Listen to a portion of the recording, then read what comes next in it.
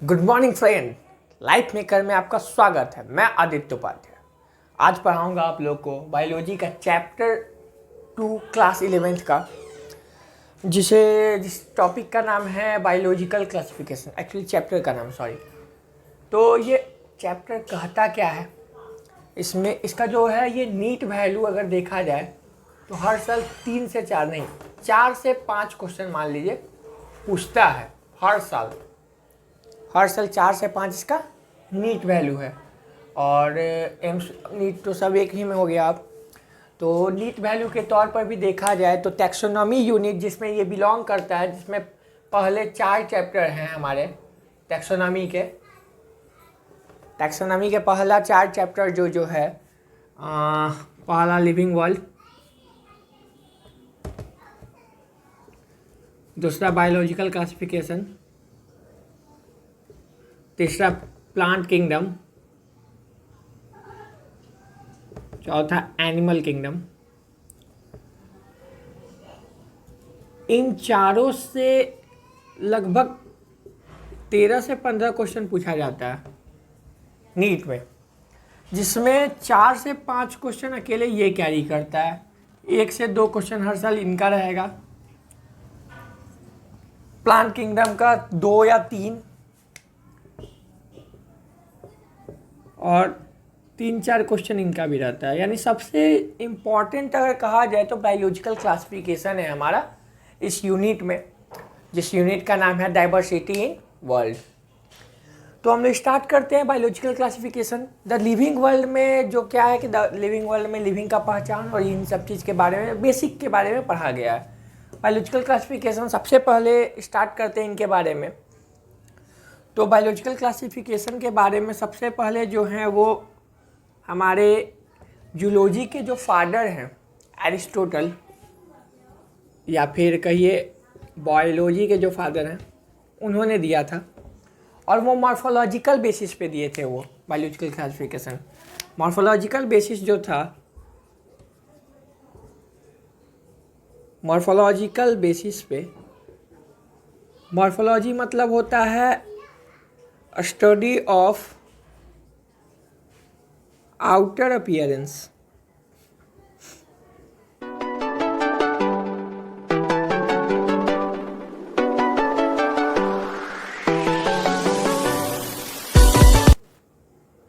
Study of outer appearance, जैसे कि अगर एक फ्लावर का बात किया जाए तो उस फ्लावर में आउटर अपीयरेंस में जो दिख रहा है आपके, या एक पेड़ का बात किया जाए, सिंपल हम लोग ह्यूमन के बारे में बात किया जाए तो क्या क्या दिख रहा है, आँख, नाक, कान, मुंह, ये सब जो है मतलब कि आउटर जो भी हम लोग को दिख रहा है उसी को कहते हैं मॉर्फोलॉजी। और इन्हीं बेसिस पे एरिस्टोटल क्लासिफाई किए थे 2 किंगडम में। सबसे पहले प्लांट और एनिमल। प्लांट में वो देखे थे कि प्लांट में उन्होंने हर्ब्स, सर्ब्स, ट्री सबको रखा था। जिनमें सेल वॉल है वो सारे प्लांट में आएंगे, आइदर वो फंजाई हो, एल्गी हो, हर्ब्स हो, सर्ब्स हो, सारे ये हमारे प्लांट में आएंगे। और एनिमल में इन्होंने रखा था 2 बेसिस पे, एक उनको जिनके पास रेड ब्लड है और एक उनको जिनके पास रेड ब्लड नहीं है, without red blood, with red blood. Animal को ये बांटे थे। तो ये था एरिस्टोटल के बारे में। ये एक्चुअली हुआ क्या था कि मॉर्फोलॉजिकल बेसिस पे था कि क्या क्या दिखकर पता चल रहा है, उस बेसिस पे जब बात हुआ था तो ये सब चीज़ आए थे हमारे। हाँ, विथ रेड ब्लड को एनेमा और विदाउट रेड ब्लड को इनेमा कहते हैं, ये बात याद रखिएगा। तो ये था हमारा बायोलॉजिकल क्लासिफिकेशन में जो एरिस्टोटल का क्लासिफिकेशन था। फर्दर हम लोग देखते हैं कि ये मॉर्फोलॉजिकल बेसिस पे था। एक बेसिक है कि ये यहाँ से स्टार्ट हो चुका था क्लासिफिकेशन का। क्लासिफिकेशन का ज़रूरत क्यों पड़ता है, तो क्लासिफिकेशन का ज़रूरत इसलिए पड़ता है क्योंकि कोई चीज़ को ईजी वे में पढ़ा जाए। ठीक है, अब जैसे मान लीजिए सिंपल किन्हीं के बारे में पढ़ना होगा, या फिर इंसेक्ट के बारे में पढ़ना है, तो वो इंसेक्ट एक तरह के नहीं है, 9 लाख लगभग इंसेक्ट है हमारे पास, 9 लाख इंसेक्ट हैं। तो सबको एक किंगडम में रखा गया आर्थ्रोपोडा, फाइलम में रखा गया आर्थ्रोपोडा, जिनके बारे में पढ़ें तो ये 9 लाख के बेसिक फीचर हम लोग जान गए। तो इसीलिए क्लासिफिकेशन किया जाता है कि अब हर एक स्पीसीज के बारे में पढ़ना। टोटल 17 से 18 लाख स्पीसीज अभी तक खोजे गए हैं, 17-18 लाख यानी 1.7 टू 1.8 मिलियन, इतने स्पीसीज खोजे गए हैं। और सबके बारे में पढ़ना, समझ सकते हैं आप कि कितना, एक अगर डेली एक एक दिन भी एक एक स्पीसीज के बारे में पढ़ रहे हैं, जो कि पॉसिबल नहीं है, फिर भी मान लीजिए पढ़ रहे हैं, तो इनमें 17 लाख दिन लगेगा पूरे ख़त्म करने में। और हो सकता है ये काउंटिंग में हमारे पास 17-18 लाख हैं, ये आगे भी तो बढ़ सकते हैं, ये कितना हो सकते हैं, जब जब हम लोग को पता चलेगा नया स्पीसीज भी आ सकता है, तो समझ लीजिए, तो वो पॉसिबल है नहीं, इसलिए क्लासिफिकेशन का ज़रूरत हुआ। तो ये एक बेसिक क्लासिफिकेशन था एरिस्टोटल के द्वारा। इसके बाद बायोलॉजिकल क्लासिफिकेशन दिया गया था हमारे कैरोलस लीनियस के द्वारा, जहाँ पर अब किंगडम का बात होगा, उनको देखते हैं।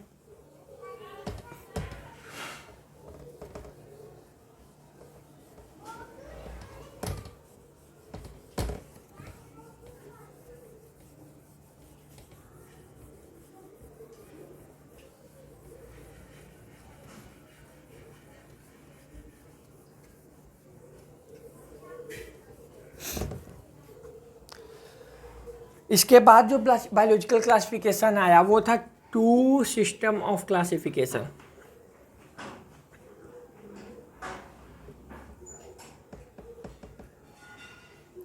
ये बहुत दिन तक चला था, लगभग 1762 में, 1757 में आया, उसके बाद 1942 या 62 तक चला था ये, ठीक है।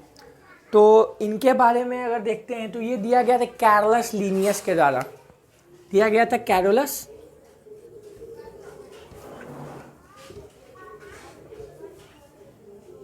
लीनियस के द्वारा, जिनका नाम रियल था उनका कार्ल वॉन लीन।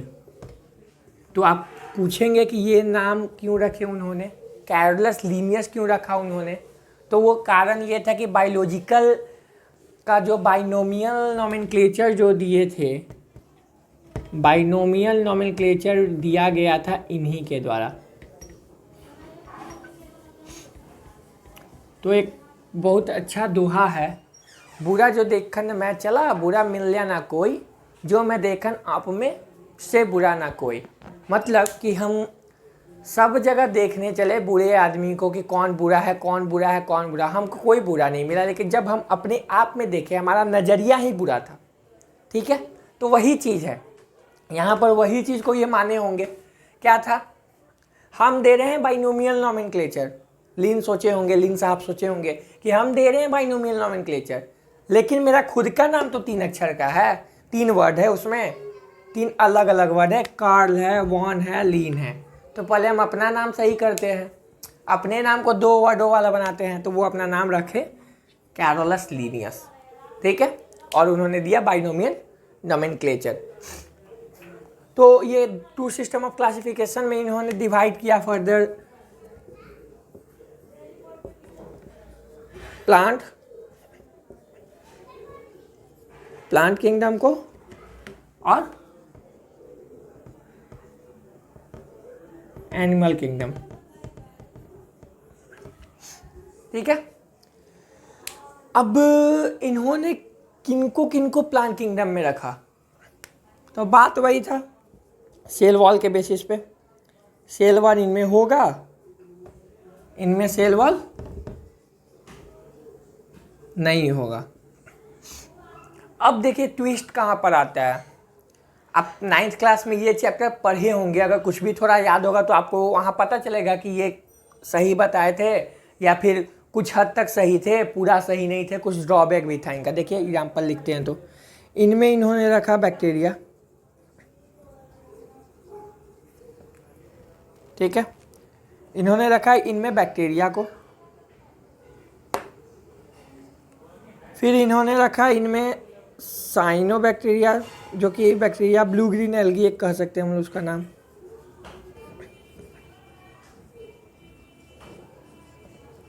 Blue green algae.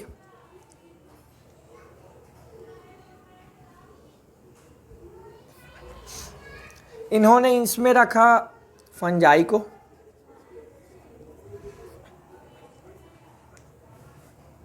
फिर जो प्लांट आते हैं वो पूरे, जैसे प्लांट पूरे मत कहिए, एंजियोस्पर्म, उस समय एंजियोस्पर्म नहीं थे लेकिन फिर भी एंजियोस्पर्म अभी जो हम लोग पढ़ते हैं वो देखते हैं। यहाँ हम जो स्टार लगा रहे हैं इसको बताएंगे कि क्यों ऐसा हम स्टार लगाए हैं। और अगर आप बायो 9th क्लास में पढ़े होंगे तो आपको ये एग्जाम्पल देख के ही पता चला होगा कि कुछ यहाँ दिक्कत है, गड़बड़ है। देखते हैं फिर भी। एनिमल में इन्होंने रखा यहीं पर प्रोटोजोअन्स को,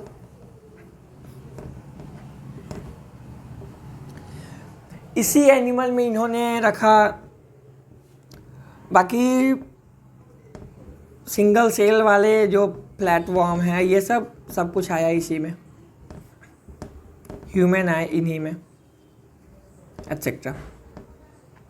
ठीक है, अब हम लोग यहाँ से देखते हैं कि यह स्टार लगाने का मतलब क्या था। बैक्टीरिया जो है, ब्लू ग्रीन एल्गी जो है, ये दोनों प्रोकैरियोट्स होता है।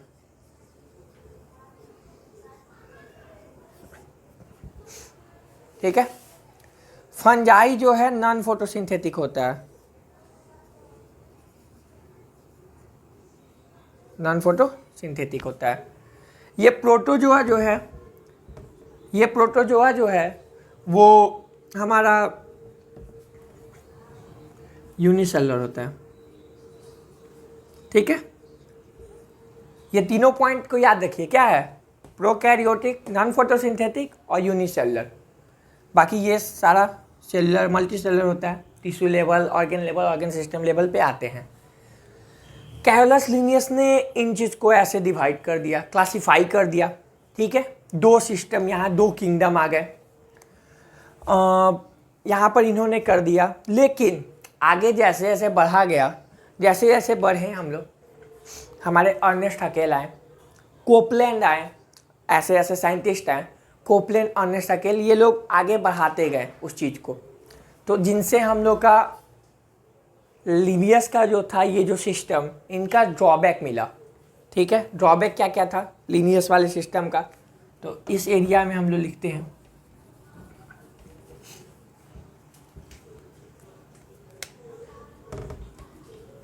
ड्रॉबैक जो है, यही तीन चीज़ था, प्रोकैरियोट्स, ये यूकैरियोट्स होता है।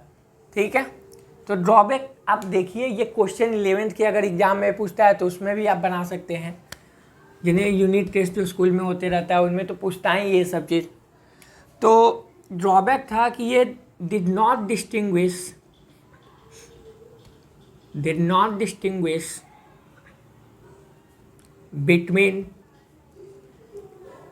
बिटवीन पहला प्रोकैरियोट्स एंड यूकैरियोट्स,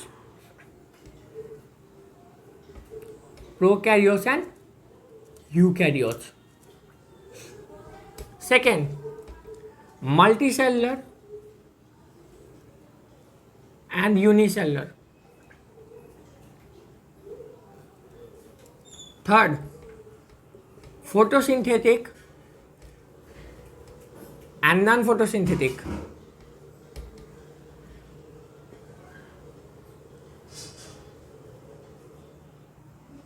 ठीक है, इन्होंने photosynthetic, non photosynthetic, multicellular, unicellular और प्रोकैरियोट्स, यूकैरियोट्स को डिस्टिंग्विश नहीं किया। देखिए, बैक्टीरिया एक प्रोकैरियोट्स है, ब्लू ग्रीन एल्गी प्रोकैरियोट्स है, इन्हीं में एंजियोस्पर्म भी है, ये एंजियोस्पर्म यूकैरियोटिक होता है। अब इन सब के बारे में डिफरेंस क्या है प्रोकैरियोट्स यूकैरियोट्स का, सेल चैप्टर आप 9th में पढ़ कर आए हैं, नहीं भी आए हैं तो एक बार याद कर लीजिए। सिंपल, इनमें न्यूक्लियर मेम्ब्रेन, सिंपल वाला बात, नहीं होगा। प्रोकैरियोट्स में इनमें न्यूक्लियर मेम्ब्रेन होगा। ठीक है, न्यूक्लियर मेम्ब्रेन जिनमें नहीं होगा वो हो गया प्रोकैरियोट्स, जिनमें न्यूक्लियर मेम्ब्रेन होगा वो हो गया यूकैरियोट्स। तो बैक्टीरिया, ब्लू ग्रीन एल्गी सारे प्लांट किंगडम में हैं, ये प्रोकैरियोट्स हैं, ये एंजियोस्पर्म यूकैरियोट्स हैं। तो एक बात बताइए, आप 6 महीना पहले बैक जाइए जब आप स्कूल में जाकर पढ़ते थे, ठीक है, और स्कूल में जाकर जब पढ़ते थे तो उस समय क्या होता था। अब एक बात बताइएगा, आपका जो क्लास था, आप जो क्लास करते थे वो डिस्टिंग्विश था कि ये 9A है, ये 10A है, ये 10B है, या फिर एक ही रूम में एक ही जगह में सारा क्लास चलता था, एक ही जगह में ये 10A है, यहीं 10B हो गया बगल बगल में, और सब टीचर आपस में बोल रहे हैं कि, तो बताइए आप क्या करते थे। सबका अलग अलग रूम था, सब उसमें पढ़ते थे, ये 10A है, 10B है, 10C है, 9A है, 9B है, 9C है। एक में तो हौच पौच होता नहीं था, खिचड़ी बनता नहीं था। तो बस वही चीज़ है। तो दो, अब बताइए आप अगर एक रूम में सारे क्लास को कंबाइन करके पढ़ा रहे हैं और अलग अलग पढ़ा रहे हैं तो इफेक्ट तो पड़ेगा। तो बस वही चीज़ यहाँ भी इफेक्ट पड़ा कि एक बात बताइए, जिनमें साइटोप्लाज्म और न्यूक्लियोप्लाज्म के बीच में डिफरेंस नहीं है, कोई दीवार नहीं है, तो उनका प्रॉपर्टी और जिनमें दीवार है उनका प्रॉपर्टी सेम कैसे हो सकता है। तो ये इनका ड्रॉबैक हो गया। दूसरा, प्लांट को हम लोग यही जानते हैं कि वो फोटोसिंथेसिस के थ्रू खाना बनाता है अपना, उनका प्रोसेस चलता है फोटोसिंथेसिस, जो हम लोग 10th क्लास में बहुत अच्छा से याद किए हैं, चैप्टर 1 लाइफ प्रोसेस में। एक क्वेश्चन भी आ जाता है essay 1 में और हाफ ईयरली में, उसी को बोलते हैं। तो वो दोनों एक में कैसे आ सकते हैं। फंजाई जो कि नॉन फोटोसिंथेटिक होता है, सैप्रोफाइटिक होता है, हम लोग उसको भी पढ़े हैं सैप्रोफाइटिक। तो वो सैप्रोफाइटिक फोटोसिंथेटिक के साथ कैसे मिल सकता है। तो बस वही चीज़ है कि ये भी इनका ड्रॉबैक हो गया। एक और बात यहाँ देखा गया, फ्लैट वॉर्म, ह्यूमेन, ये लोग मल्टी सेलर हैं, एक से ज़्यादा सेल से बने हुए हैं, और एक सेल वाला कैसे दोनों का बराबरी कर सकता है ये। तो यहाँ भी डिस्टिंग्विश हुआ, मल्टी सेलर यूनिसेलर को वो डिस्टिंग्विश नहीं कर पा रहे थे, न एक ही में सबको डाल दिए थे। उनका बेसिस ही ये था कि हमको सेल वॉल जिसमें है वो हमारे हो जाएंगे प्लांट में, और जिनमें सेल वॉल नहीं है वो हो जाएंगे एनिमल में। तो इनमें कुछ ड्रॉबैक आया, तो यानी ड्रॉबैक आने का मतलब कि वो सही नहीं है, ठीक है। तो अब फिर आए कॉपलैंड, अर्नेस्ट हकेल हमारे किंगडम आगे बढ़ाए, तीसरा किंगडम लाए, फिर कॉपलैंड चौथा किंगडम लाए, मोनेरा को, फिर प्रोटिस्टा को आया, फिर फंजाई आया। तो फाइनली जो है अभी जो एक्सेप्टेड हम लोग का चल रहा है क्लासिफिकेशन वाला, वो चल रहा है 5 सिस्टम ऑफ क्लासिफिकेशन। इसको इरेज करते हैं, आप लोग लिख लिए होंगे। तो 5 सिस्टम ऑफ क्लासिफिकेशन के बारे में अब हम लोग देखते हैं।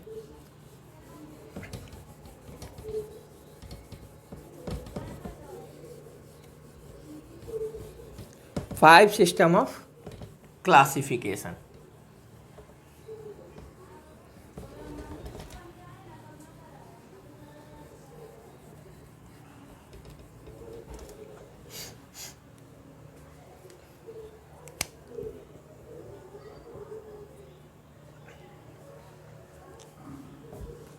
फाइव सिस्टम ऑफ क्लासिफिकेशन जो है वो दिया गया था R.H. विटेकर के द्वारा।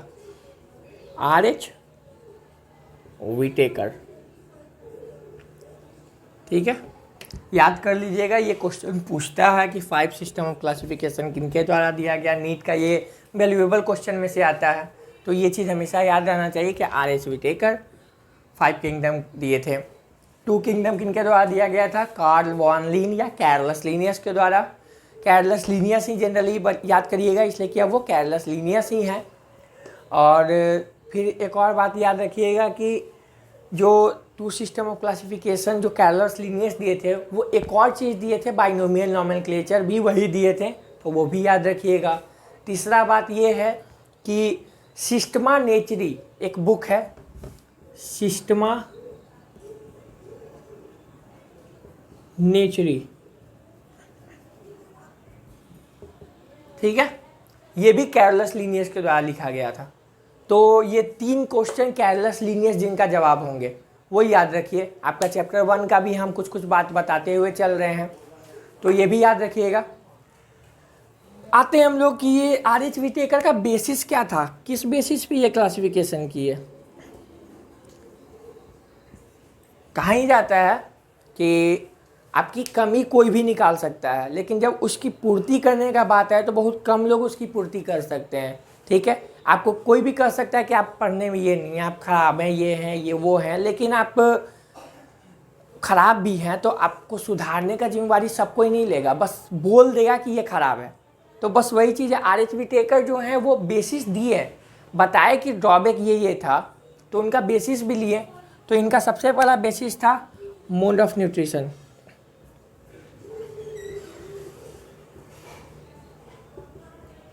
फोटोसिंथेटिक नॉन फोटोसिंथेटिक वाला बात ये लिए पहला। दूसरा mode of reproduction,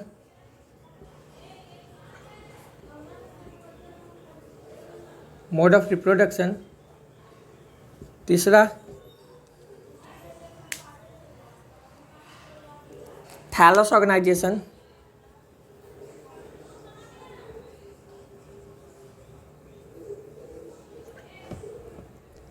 thallus organisation मतलब कि सेल कैसे बना हुआ है, सेल से है, ऑर्गेन से है, ऑर्गेन सिस्टम से है, किस चीज़ से बना हुआ है, यानी प्रोकैरियोट से, यूकैरियोट से, simple. Fourth phylogenetic relationship, phylogenetic relationship. थोड़ा राइटिंग जो है वो डॉक्टर की तरह ही हो जा रहा है, लेकिन समझ लीजिएगा बोल रहे हैं उस चीज़ को। तो फाइलोजेनेटिक रिलेशनशिप मतलब होता है इवोल्यूशनरी रिलेशनशिप, इन्हीं बात को बोलते हैं इवोल्यूशनरी रिलेशनशिप। इवोल्यूशनरी रिलेशनशिप मतलब कि जो स्पेसीज है दूसरी स्पेसीज से कैसे रिलेटेड है, किस मायने वो सेम लगता है, किस मायने में वो उनसे डिफरेंट है, इन्हीं चीज़ के बारे में फाइलोजेनेटिक रिलेशनशिप में पढ़ना है।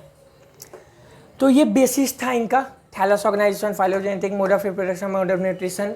ठीक है, इनका बेसिस था। हाँ, सेल वॉल का स्ट्रक्चर क्या था, किस चीज़ से सेल वॉल बना हुआ है,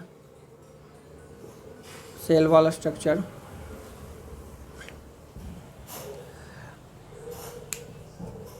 तो ये हमारा इनका वो था। अब पांचों किंगडम के बारे में देखते हैं कि उन्होंने कौन कौन सा किंगडम दिया था, और उनको समझते हुए हम लोग चलते हैं। आर.एच. विटेकर वाला बात, आर.एच. विटेकर जो हैं 5 किंगडम जो दिए, 5 किंगडम जो दिए, पहला जिसमें किंगडम था हमारा किंगडम मोनेरा, मोनेरा। ठीक है, जो कि जितने भी प्रोकैरियोट्स होंगे, जितने भी प्रोकैरियोट्स होंगे मतलब कि जितने भी वैसे ऑर्गेनिज्म जिनमें न्यूक्लियर मेम्ब्रेन नहीं होगा, वो सारे हमारे आएंगे किंगडम मोनेरा में। यानी जितने भी प्रोकैरियोटिक हैं,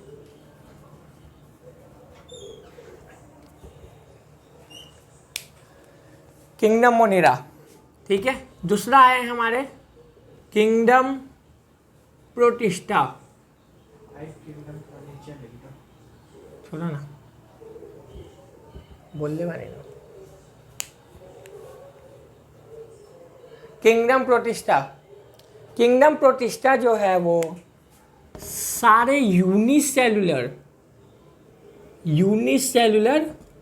यूकैरियोट्स इसमें आएंगे। जो भी एक सेल से बने हुए हैं यूकैरियोट्स हैं वो इनमें आएंगे। आइदर वो सेल वॉल कंटेन करते हो, यानी प्लांट की तरह मैच करते हो, या आइदर वो सेल वॉल नहीं रखते हो, यानी एनिमल की तरह मैच करते हो, यानी अमीबा एक सेल का बना हुआ है, प्रोकैरियोट्स में आएगा। क्लामाइडोमोनास सेल वॉल उनमें है, एक तरह का एल्गी है वो भी इनमें आएगा। एक सेल का है, बस एक सेल का है, यूकैरियोटिक है, सिंपल प्रोटिस्टा में रख दीजिए, कोई दिक्कत नहीं है, ऑप्शन वो सही होगा। ठीक है, एनसीईआरटी में ये लाइन लिखा हुआ है, एनसीईआरटी का लाइन पढ़ते रहिए, बार बार पढ़ते रहिए जिससे समझ में आए। थर्ड जो है वो हमारा है किंगडम फंजाई, किंगडम फंजाई। ठीक है, किंगडम फंजाई के बारे में जब हम बात करते हैं तो यहाँ पर मल्टी सेलुलर होंगे, मल्टी सेलुलर यूकैरियोट्स। लेकिन मल्टी सेलुलर यूकैरियोट्स तब आगे सब होंगे, लेकिन तो इसमें डिफरेंस क्या होगा, तो इनका जो सेल वॉल होगा वो बना होगा काइटिन नाम के पॉलीसेक्राइड से, काइटिन नाम के पॉलीसेक्राइड। सबको इसको चाइटिन काइटिन ही पढ़ा जाता है, चाइटिन नहीं, चिटिन नहीं, chitin.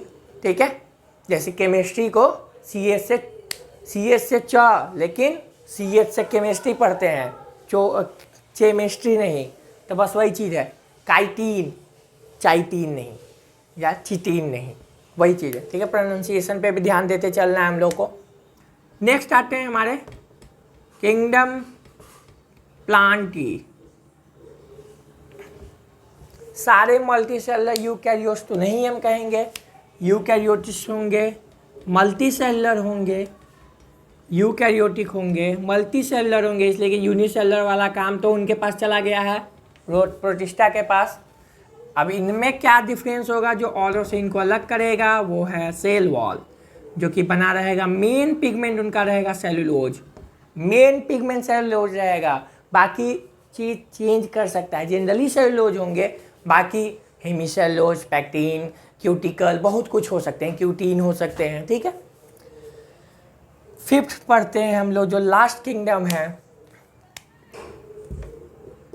Kingdom animalia, kingdom animalia. अब इनमें बात करते हैं क्या है, तो वो हो गया यूकैरियोट्स होंगे, यूकैरियोटिक, मल्टीसेलुलर, और सेल वॉल इनमें नहीं होगा, सेल वॉल इनमें नहीं होगा। ये जो तीन किंगडम है, kingdom Monera, kingdom Protista, kingdom fungi, prokaryotes, unicellular eukaryotic, multicellular eukaryotic, cell wall made up of chitin, वो हम लोग पढ़ेंगे चैप्टर 2 में। ठीक है, इनके लिए चैप्टर 4, इनके लिए चैप्टर 3 है, किंगडम प्लांटी के लिए, किंगडम एनिमेलिया के लिए चैप्टर 4 है, सेपरेट चैप्टर है इनके लिए। अब एक बात और याद रखने वाली बात है, आप अभी तो सारा देश इस चीज़ से ग्रसित है, उन चीज़ से, वायरस, भाई कोरोना वायरस वाला बात, वायरस ही है ना, तो वायरस को RH विटेकर वाले क्लासिफिकेशन में कोई जगह नहीं मिली थी, वायरस इन पांचों में कहीं नहीं है। ठीक है, क्योंकि ये neither living nor non living, ठीक है, ये ना ही लिविंग है ना ही नॉन लिविंग है। मतलब कि अगर ये लिविंग के साथ है, अगर corona virus, simple, corona virus जब ह्यूमन बॉडी में आ रहा है तो वो डुप्लीकेट कर रहा है, रेप्लिकेट कर रहा है, बार बार बढ़ रहा है, अपना नंबर बढ़ा रहा है, यानी लिविंग वाला काम किया, लिविंग वाला काम होता है। नॉन लिविंग देखिएगा, टेबल 1 से 2 कभी नहीं होता है, लेकिन ह्यूमन 1 से 2 हो जाएंगे। तो वही चीज़ है, लिविंग में रहेगा तो लिविंग कर देगा, नॉन लिविंग में रहेगा तो सिर्फ उसी की तरह बिहेवियर करेगा। अगर मान लीजिए इस माइक पे वायरस होगा तो उस वायरस यहाँ पर है तो वो उसी की तरह बिहेव करेगा, इससे इसको कोई फ़ायदा नहीं होगा, बस उस पर चिपका हुआ है। ह्यूमन में होगा तो ह्यूमन की तरह बिहेव करेगा, ह्यूमन की तरह अपना रेप्लिकेट, वहाँ रेप्लिकेशन स्टार्ट करेगा, लिविंग की तरह काम करेगा। तो वायरस को इसीलिए कोई जगह नहीं दिया गया, एक टैक्सोनॉमिक पजल है जो कि लिविंग और नॉन लिविंग के बीच में लिंक प्रोवाइड करता है। लिविंग और नॉन लिविंग के बीच में कोई लिंक प्रोवाइड करता है, वो है हमारा वायरस। तो ये है हमारा बेसिक क्लासिफिकेशन के बारे में हम लोग देख लिए, जो कि NCERT का आपका पहला पेज और शायद दूसरा पेज का थोड़ा सा दिया हुआ है ये चीज़। नेक्स्ट हम लोग पढ़ेंगे किंगडम बैक्टीरिया। बैक्टीरिया को यहाँ से मोनेरा को स्टार्ट करेंगे, जिसमें मोनेरा में हम लोग को बैक्टीरिया के बारे में पढ़ना है, तो वो स्टार्ट करते हैं थोड़ी देर में। या उसका वीडियो अगला वीडियो में उसको देते हैं। धन्यवाद।